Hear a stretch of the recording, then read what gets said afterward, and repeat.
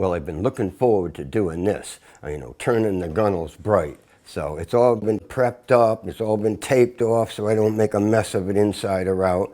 And I'm ready to go. But before I start, I wanted to tell you that we're going to be at the Newport Boat Show September 15th to the 18th.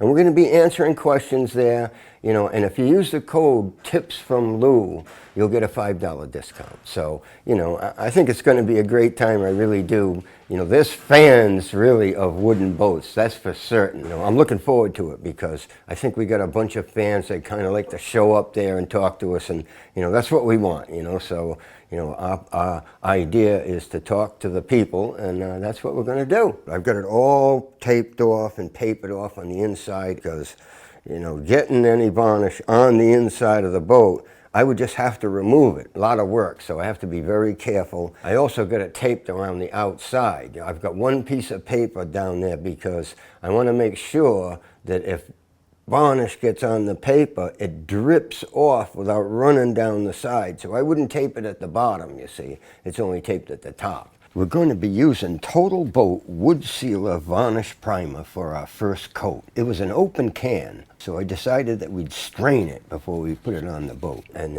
that will glue down all the fibers that might be sticking up. I just wanted to show you a few things about it. We rounded the edges because otherwise the varnish wears right off. You can't have it do that. So we took care of that, and it's nice and smooth. The plugs are in it, glued in it, so they won't be falling out. And the other thing I wanted to show you is these right here. These marks going across. These are mill marks right from the mill. The thing has been put through a bench planer, but I didn't plane it deep enough to get rid of them. And a lot of times I don't. I actually like the look of them. If it gets accented, that'd be great. There was a man who asked me why I glued the plugs in. Because these were work boats. You used to pull chains across the gunnel and line and all kinds of stuff, and you just don't want the plugs popping out of there. So that was the premise for that. And I don't varnish for a living, but we're going to do the best we can. Once we get some varnish done, we're going to end up cutting the transom for the outboard motor and stuff like that. It's just going to get looking better and better and better right now. Pretty shortly, we're going to have it in the water and take it out for a cruise, and do some overhead video work on it and stuff like that, It'll be another party for me, really. That's like, in the flat-bottom skiff. So, I got to get varnishing, though, and we're going to start right at the very breast hook right here.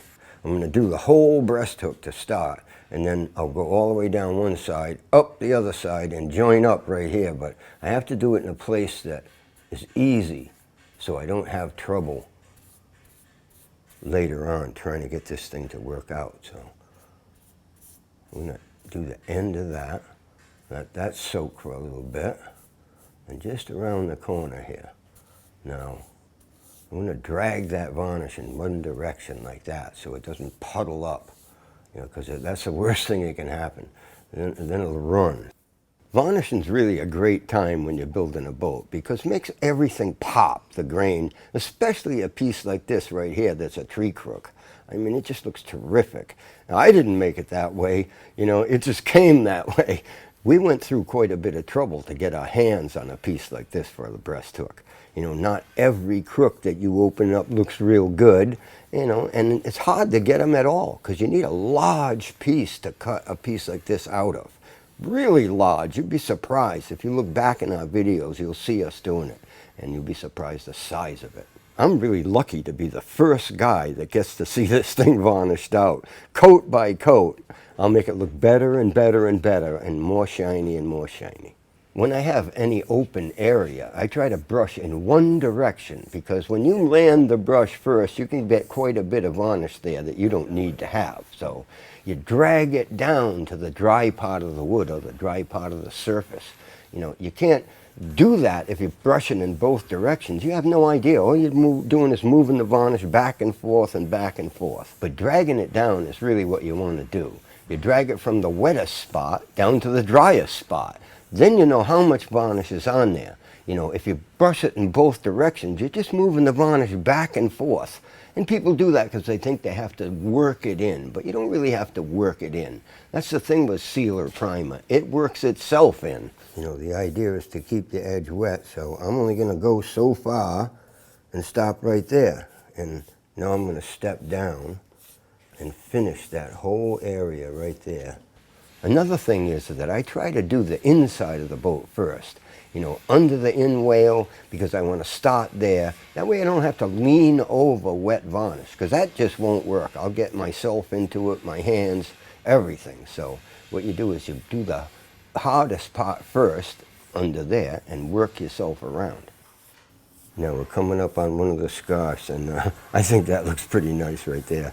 You don't see joinery too much on boats like this, but you know, certainly on higher class boats you see things like that. And that will not open up. That is just going to stay as tight as that for pretty much the life of the boat. So you probably see that I've got some tape on the brush there, because sometimes I like to hold the brush down quite a bit shorter than it's designed. So I don't want to get the varnish on my fingers, and I don't want to use plastic gloves. So, you know, just be a little bit more careful. And then it stops the varnish from getting up into the heel of the brush very much, especially if you're going upside down like this right here. That stops the varnish from running up to the handle. I get some of these tips from my friend Kenneth, and you know, I wish I could have him here doing this, but you know, he's told me enough so that I can get away with it at least.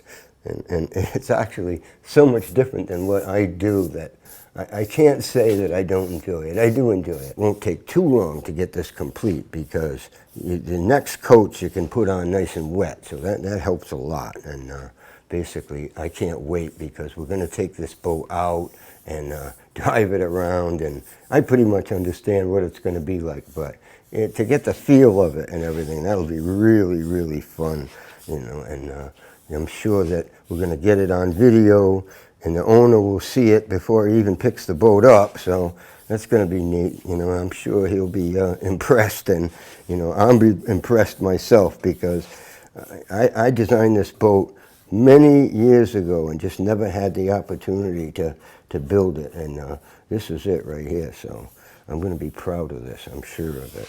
It's built a little bit different, quite a bit different actually, and I think it's going to be very rugged, and that's what we want. We want it to hang on tough. Look at the scarf right there, nice and tight, and the grain's beautiful in that area right there. The trick to keeping varnish like this maintained properly is to maintain it properly. You know, you don't wait for it to go bad and then do it again. You have to strip it, and then you could damage the wood, or all kinds of things could happen. What you do is you get it varnished real nice, and then when you think you don't have to, you varnish it again. Well, here we come up to our first quarter knee. I'm going to do the inboard side of that first too. Wait till you see the laminates pop. You know, it just looks really, really cool. It's a different look than up forward, but I think the two complement each other really. So, you know, I do that inboard face, and then I do the top. It's just great. And then when I do the transom, wait till you see this. That looks really nice right there. So we were forced to make the transom that way, you know, and we weren't forced to make it look that good, but it does look that good. I'm positive that the glue lines will not let go. And, you know, it's 2 1/4 inches thick, laminated. It's stiff. Well, I'm just finishing up the guards on the starboard side, but you'll notice that that bottom edge is like cut on a 45-degree angle. I do that because it's much harder for it to hang up on, say, a little dock or another boat or whatever else. And, you know, it does look nice. It makes the gunnel look a little more dainty. I'm on to the port side lodging knee. I'm going to do the same thing I did on the starboard side, paint the inside of it first so I don't have to lean over wet varnish, because you do have to lean over. You know, then I'm going to paint the top, or varnish the top of it and the top of the transom. And look at that, this one's got really nice grain in it all the way around. It's a book match from the other one, but the saw thickness and planing it down and stuff kind of changes the configuration from one to the next. This one is spectacular. They'll be looking at this one for a long time. This is work. You have to keep your hands moving to do this. You get a feel for how it goes on and how you should use it is what happens as you go along. You improve your techniques from when you started all the way till when you're done. Hopefully you'll be going faster when you're getting close to done than you were when you started. I like the look of white oak when you varnish it. it really looks nice. I mean, you get to look at the grain with, like, say, Honduran mahogany. It's almost grain free, so this is kind of interesting compared to that kind of wood. I'm doing this whole job with a brush.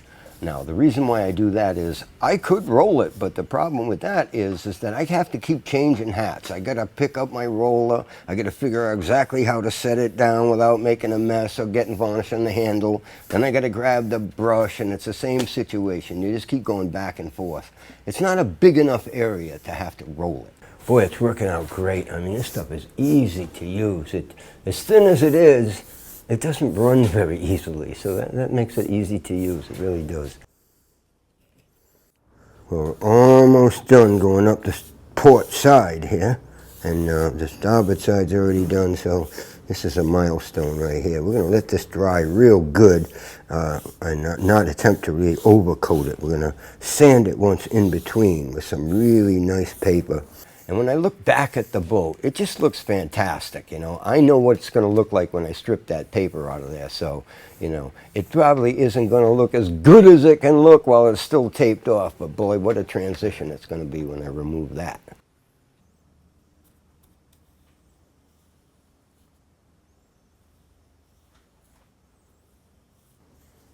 Well, there it is right there. That's maybe my favorite piece of wood in the whole boat because it's got what I call figuring in it. You know, that was a crotch in a tree before we put it in there, and they're really, really pretty. And it's got this dark grain and these swept lines. Oh man, it's really, really nice. The caps are different. The caps are slab sawn because it's pretty much impossible to get boards like this quarter sawn. You'd go through quite a bit of lumber to get it. So, you know, these boards right here that I cut these out of were pretty seasoned. So, you know, it was great. It makes great caps, really, really nice. There's no skiff I ever built that had anything different than this. So, you know, it's really, really nice. And check out this quarter knee right here. This thing is looking pretty too.